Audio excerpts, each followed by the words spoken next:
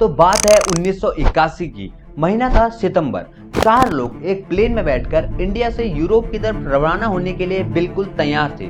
और ये चार लोग कोई आम लोग नहीं थे, बल्कि ये चार लोग इंडिया के लिए बहुत ज्यादा इंपॉर्टेंट थे। और ये यूरोप भी इंडिया के लिए एक बहुत ज्यादा इंपॉर्टेंट काम करने जा रहे थे। इनमें से पहले थे वी कृष्णमूर्ति, जो कि BHEL कंपनी यानी कि भारतीय हैवी इलेक्ट्रॉनिकल लिमिटेड के CEO और चेयरमैन थे, और जिनको इंडियन PSUs का फादर भी कहा जाता है। दूसरे थे सुमंत मोलगांवकर, जो कि एक भारतीय इंडस्ट्रियलिस्ट थे और जो कि चीफ एग्जीक्यूटिव भी थे टाटा टेल्को के अंदर, और जिन्हें टाटा मोटर्स का आर्किटेक्ट भी कहा जाता है। तीसरे थे DS गुप्ता, जो कि उस टाइम पर MBA ग्रेजुएट थे IIM अहमदाबाद से और BHEL कंपनी में काम भी कर चुके थे। और चौथे थे RC भार्गवा, जो कि अपनी 25 साल की IAS की सर्विस को पूरा कर चुके थे।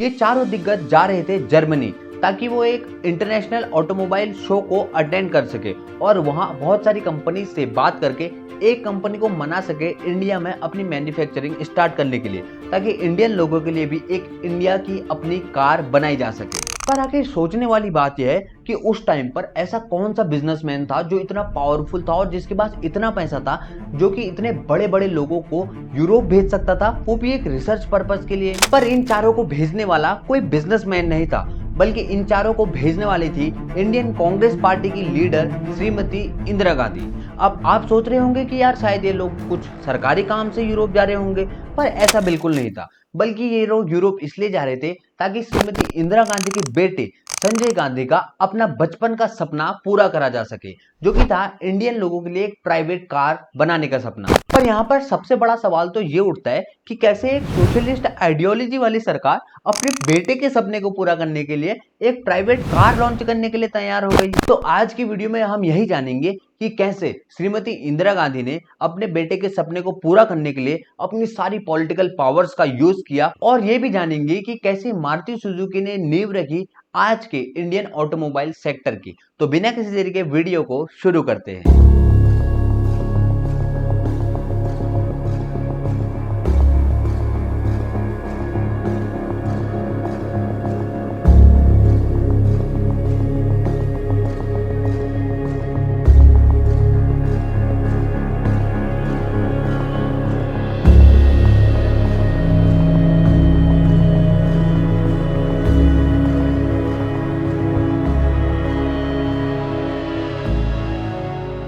ये है जवाहरलाल नेहरू, हमारे देश के पहले और सबसे ज्यादा समय तक रहने वाले प्रधानमंत्री, जिनका टोटल कार्यकाल 16 साल और 286 दिन का रहा। इनकी एक पुत्री थी जिनका नाम था श्रीमती इंदिरा गांधी। ये भारत की दूसरी सबसे ज्यादा समय तक रहने वाली प्रधानमंत्री रही, जिनका टोटल कार्यकाल 15 साल और 350 दिन का रहा। इंदिरा गांधी के दो पुत्र थे, राजीव गांधी और संजय गांधी। और आज की ये कहानी है संजय गांधी और उनके एक सपने की। संजय गांधी को बचपन से ही कारों का बहुत शौक था, और जब आपके माताजी और आपके दादाजी इतने पावरफुल लोग हो तो आपके लिए बहुत आसान हो जाता है कि आप अपने सपनों को हकीकत का रूप दे सके। ठीक ऐसा ही हुआ संजय गांधी के साथ भी। संजय गांधी को 3 साल के लिए 1964 में रोल्स रॉयस में इंटर्नशिप करने के लिए भेजा गया, ताकि वो कार कैसे बनती है ये जान सके। जब वो 3 साल बाद इंटर्नशिप से लौटे, तब वो दो मैकेनिक्स के साथ एक वर्कशॉप में कार बनाने में जुट गए। इसके बाद उन्होंने गांधी फैमिली की पॉलिटिकल पावर्स और उनके बिजनेसमैन दोस्तों की मदद से एक कंपनी खोली, जिसका नाम था मारुति लिमिटेड। अब यार आप ऐसी कंपनी खोलना चाहते हैं जो कि कार मैन्युफैक्चर करे, तो इसके लिए बहुत ज्यादा पैसों की जरूरत है। और ये पैसा संजय गांधी को मेनली 3 सोर्सेज से मिला, जिसमें से पहला था डीलर्स। संजय गांधी ने डीलर्स को ये कहा कि वो एक ऐसी कार बनाने वाले हैं जो कि इंडिया में बहुत ज्यादा बिक सकती है। तो डीलर्स मान गए और उन्होंने संजय गांधी की कंपनी में इन्वेस्ट कर दिया। पर जब बाद में इन्वेस्टिगेशन हुई, तब ये पता लगा कि बहुत सारे डीलर्स ऐसे हैं जो कि असलियत में एग्जिस्ट ही नहीं करते, यानी कि वो डीलर्स कहीं है ही नहीं। और जो कुछ डीलर्स असलियत में एग्जिस्ट करते हैं, तो वो सिर्फ इंसान है, ना कि कोई कार के डीलर।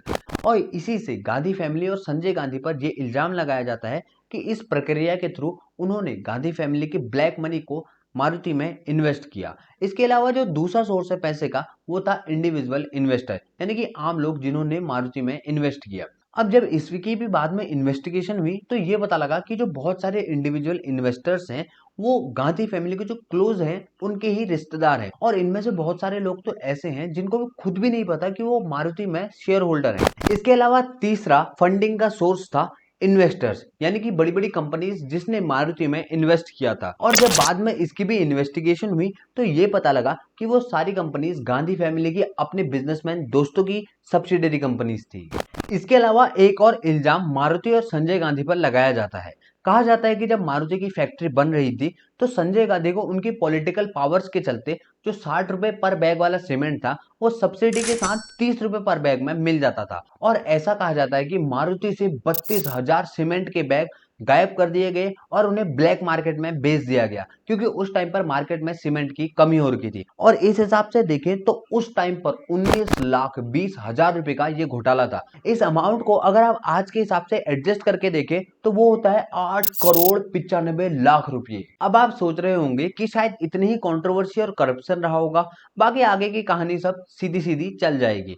पर ऐसा नहीं था, क्योंकि मारुति कंपनी खोलने के ठीक 7 महीने पहले 16 नवंबर 1970 को संजय गांधी ने एक और कंपनी खोली थी जिसका नाम था मारुति टेक्निकल सर्विसेज, जो कि एक प्राइवेट कंपनी थी जिसका 51% संजय गांधी ओन करते थे और बाकी बचा हुआ राजीव गांधी और उनकी फैमिली ओन करती थी। और असली कहानी तो एमटीएस में 7 महीने पहले ही शुरू हो गई थी। एमटीएस और मारुति लिमिटेड के बीच एक एग्रीमेंट साइन हुआ था, जिस एग्रीमेंट में ये लिखा था कि एमटीएस मारुति को टेक्निकल सर्विसेज प्रोवाइड करेगा, जिसके बदले मारुति लिमिटेड एमटीएस को 5 लाख रुपए स्टार्टिंग में और उसके बाद या तो 2.5 लाख रुपए पर एनएम के हिसाब से या फिर 2% अपने नेट प्रॉफिट का देगी। अब एमटीएस कौन सी टेक्निकल सर्विसेज प्रोवाइड करता था मारुति को, ये तो भगवान ही जाने, क्योंकि जिस कंपनी ने अपनी जिंदगी में एक भी कार प्रोड्यूस नहीं की उस कंपनी को कौन सी टेक्निकल सर्विसेज की जरूरत है यार, ये तो एक कॉमन सेंस वाली बात है। पर इसके बावजूद भी हर साल मारुति लिमिटेड एमटीएस को पैसे ट्रांसफर करती थी,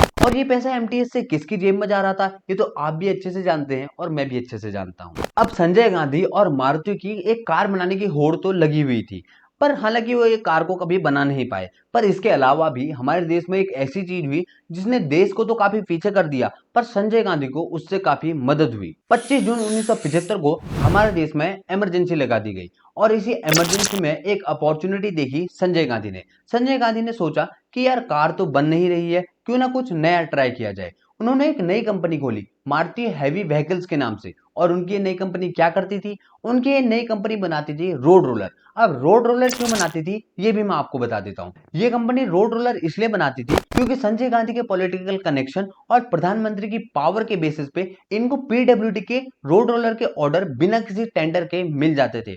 और ये कंपनी एक और काम करती थी सरकारी बसेस को पेंट करने का, और यहाँ भी वो सेम तरीके से ऑर्डर लेके आती थी बिना किसी टेंडर के। जो सरकारी बसेस थी उनके जो पेंट करने के ऑर्डर थे वो सीधा सीधा इस कंपनी के पास चले जाते थे, और ऐसा करके इस कंपनी ने इमरजेंसी में काफी अच्छा बिजनेस किया। पर जैसे ही इमरजेंसी खत्म हुई, सरकार बदली, वैसे ही इस कंपनी का सारा धंधा भी चौपट हो गया। और इसी के साथ जो नई सरकार थी उसने एक इन्वेस्टिगेशन शुरू कर दी मारुति के ऊपर, मारुति हैवी व्हीकल्स के ऊपर और एमटीएस के ऊपर, और इसी कारण मारुति कंपनी पूरी बंद हो गई, क्योंकि वैसे भी वो कोई कार प्रोड्यूस तो कर नहीं पा रही थी। और इससे भी खतरनाक पता है क्या है, जो एमएचवी कंपनी थी उसमें 59% ओनरशिप एमटीएस कंपनी की थी, और एमएचवी कंपनी अपनी सेल का 2% कमीशन एमटीएस को देती थी। और ये पैसा एमटीएस से घूम के किसकी जेब में जा रहा था ये तो आप भी अच्छे से जानते हैं। और इन सब के अलावा भी जो मारुति कंपनी थी वो 48,000 रुपए पर एनएम की सैलरी संजय गांधी को और 30,000 रुपए पर एनएम की सैलरी सोनिया गांधी को देती थी। इसके अलावा सोनिया गांधी को 13,000 रुपए एमएचवी से और 2,000 रुपए पर मंथ की सैलरी एमटीएस से मिलती थी। वाह, जो कंपनी एक भी कार प्रोड्यूस नहीं कर पा रही वो कंपनी 30,000 और 48,000 रुपए की सैलरी गांधी फैमिली को दे रही थी, जिसको अगर हम आज की रेट में एडजस्ट करें तो वो होता है 8.5 लाख रुपए और 14 लाख रुपए। Very nice. पर फिर जैसे ही इमरजेंसी खत्म होती है, पावर में नई सरकार आती है, और नई सरकार के आने से मारुति हैवी व्हीकल्स के सारे नए ऑर्डर आने बंद हो जाते हैं। और इसी के साथ जो नई सरकार होती है वो मारुति के ऊपर एक इन्वेस्टिगेशन रखती है, और इसके बाद वो मारुति के सारे एसेट्स को बेचकर उसके एम्प्लॉयज को और उसके क्रेडिटर्स को पे कर देती है। पर फिर 1980 में गांधी फैमिली दोबारा पावर में आती है और इंदिरा गांधी प्राइम मिनिस्टर बनती है। प्राइम मिनिस्टर बनने के बाद ही वो मारुति को दोबारा से शुरू करने की बात कर ही रही होती है कि एक अनफॉर्चुनेट इवेंट में संजय गांधी की प्लेन क्रैश में डेथ हो जाती है। संजय गांधी के चले जाने के बाद इंदिरा गांधी अपने बेटे के इस कार के सपने को खुद से पूरा करने का सोचती है और वो ये काम सौंपती है अरुण नेहरू को। अरुण नेहरू इंदिरा गांधी को दो बहुत ही इंपॉर्टेंट बातें बताते हैं। वो कहते हैं कि अगर उन्हें सच में इंडिया में कार मैन्युफैक्चर करनी है तो उनको एक फॉरेन की कार कंपनी से पार्टनरशिप तो करनी ही पड़ेगी ताकि वो फॉरेन की कार कंपनी से टेक्नोलॉजी इंपोर्ट करी जा सके। और दूसरा, उस कार कंपनी को मिनिमम 1 लाख कार तो प्रोड्यूस करनी ही पड़ेगी ताकि एक फुल्ली फंक्शनल कार कंपनी बनाई जा सके। इसके बाद जो पुरानी मारुति कंपनी थी उसके बचे हुए एसेट्स के साथ एक नई fully government owned car company खोली जाती है जिसका नाम होता है मारुति उद्योग लिमिटेड। और यहीं से उस मारुति कंपनी की शुरुआत हो जाती है जिसे आज आप, मैं और हम सब जानते हैं। और यही कार कंपनी आगे चलकर पूरी इंडियन ऑटोमोबाइल इंडस्ट्री की नींव बनती है। श्रीमती इंदिरा गांधी को इस बार एक बात तो क्लियर थी कि अगर वो सच में ही कार प्रोड्यूस करना चाहती है तो इस बार उनको एक बेस्ट टीम की जरूरत पड़ेगी। इसलिए उन्होंने प्राइवेट सेक्टर और पब्लिक सेक्टर दोनों से बेस्ट लोगों को अप्रोच किया। और अब कहानी वहीं पर पहुंच चुकी है जहां से मैंने इस वीडियो को स्टार्ट किया था कि जहां 4 लोग एक प्लेन में बैठकर यूरोप की तरफ जा रहे हैं, जिनमें से पहले थे वी कृष्णमूर्ति, दूसरे थे सुमंत मोलगांवकर, तीसरे थे DS गुप्ता और चौथे थे RC भार्गवा। ये चारों लोग यूरोप इसलिए जा रहे थे ताकि एक कार कंपनी ढूंढी जा सके जो कि मारुति के साथ पार्टनरशिप करने के लिए तैयार हो जाए ताकि इंडिया में कार मैन्युफैक्चर करी जा सके। इंडियन गवर्नमेंट की तरफ से फॉरेन कार कंपनी के लिए 2 गाइडलाइंस थी, जिनमें से पहला था कि उस कार कंपनी को मारुति में 40% शेयर तो इन्वेस्ट करने ही पड़ेंगे और दूसरा था कि उस कार कंपनी को इंडिया की मैन्युफैक्चरिंग का 50% जो प्रोडक्शन है वो खुद खरीदना पड़ेगा, यानी कि बाईबैक करने पड़ेगा। ये इसलिए था ताकि इंडिया के एक्सपोर्ट बढ़ सके और हमारे फॉरेन एक्सचेंज बैलेंस हो सके। उधर वो 4 लोग यूरोप में लगभग सारे ही कार कंपनीज के साथ मीटिंग कर रहे थे, पर यूरोप की कोई भी कार कंपनी दोनों शर्तें मानने के लिए तैयार नहीं थी। और जो कार कंपनी दोनों शर्त मान भी ले रही थी उस कार कंपनी के पास कोई ऐसी कार ही नहीं थी जो इंडिया में फिट बैठ सके। जैसे रेनॉल्ट इंडिया में कार बनाने के लिए और 50% बाईबैक के लिए तैयार था, पर उसकी जो कार का फाइनल प्राइस निकल के आ रहा था इंडिया में वो काफी ज्यादा था। इसके अलावा जो डेमलर बेंज था वो तो इंडिया में आकर मारुति की फैक्ट्री भी चेक कर गया था और वो 50% बाईबैक के लिए भी तैयार था, पर उसकी कोई ऐसी कार ही नहीं थी जो इंडिया में फिट बैठ सके। इसके अलावा और बहुत सारी कंपनीज के साथ भी मारुति के मैनेजमेंट ने मीटिंग करी और वो इंडिया वापस फॉक्सवैगन की एक कार का ऑप्शन लेकर आए। पर जो फॉक्सवैगन कंपनी थी वो 50% बाईबैक के लिए तैयार नहीं थी क्योंकि यूरोप में इंडियन मेड प्रोडक्ट्स की जो क्वालिटी थी वो अच्छी नहीं समझी जाती थी। पर इसके बजाय फॉक्सवैगन इंडिया से इंजन एक्सपोर्ट करने के लिए तैयार था। पर इन सब के अलावा जो फॉक्सवैगन कंपनी का फाइनल प्राइस निकल के आ रहा था वो करीबन 70-80 हजार के करीब निकल के आ रहा था, जो कि अभी भी इंडिया के स्टैंडर्ड प्राइस 40-50 हजार से काफी ऊपर था। पर जो भी हो, ये ऑप्शन अभी यूरोप में फिलहाल तो सबसे अच्छा था। इसके बाद मारुति के ऑफिसर्स पहुंचे जापान ताकि कोई और अच्छा ऑप्शन मिल सके। जापान में उन्होंने टोयोटा, निशान, होंडा, सुजुकी इन सारी कार कंपनीज से बात करी। प्लस जापान में काफी सारी छोटी कार्स पहले से ही अवेलेबल थी जो कि इंडिया की रिक्वायरमेंट को अच्छे से फुलफिल कर रही थी। और साथ ही साथ जो जापानीज कंपनीज का फाइनल प्राइस निकल के आ रहा था वो भी यूरोप के मुकाबले काफी कम था। पर जो एक सबसे बड़ी दिक्कत जापान की कंपनीज के साथ आ रही थी वो ये थी कि कोई भी कंपनी बाईबैक के लिए तो रेडी थी ही नहीं। इसका सबसे बड़ा कारण ये था कि जापानीज कंपनीज का काम करने का तरीका ही अलग था। फाइनली एसएमसी की एक 800 सीसी की कार को फाइनल करा गया और इस कार का इंडिया में फाइनल प्राइस भी ज्यादा नहीं हो रहा था। इन सब के अलावा सुजुकी कंपनी की एक शर्त थी, वो चाहती थी कि इंडिया में कंपनी वैसे ही काम करे जैसे उसकी कंपनी जापान में काम करती है। और इसके पीछे एक कारण भी था। इससे पहले सुजुकी कंपनी पाकिस्तान में अपना एक प्लांट लगा चुकी थी और वो उससे काफी ज्यादा परेशान थी क्योंकि पाकिस्तान के जो एम्प्लॉयज थे वो ना ही टाइम पे आते थे, वो अक्सर छुट्टी लेते रहते थे और दिन में बार बार प्रेयर करने चले जाते थे। और इन सब की वजह से मारुति का जो ऑपरेशन था वो काफी डिस्टर्ब हो चुका था और मारुति यही सेम चीज इंडिया में दोहराना नहीं चाहती थी। इसके अलावा सुजुकी इंडिया में अपनी कुछ कार्स को भी लेकर आया ताकि रोड टेस्टिंग भी हो जाए और लोगों को ये भी पता लग पाए कि वो उनको क्या मिलने वाला है और इन सब के साथ एक फ्री की मार्केटिंग भी हो जाए।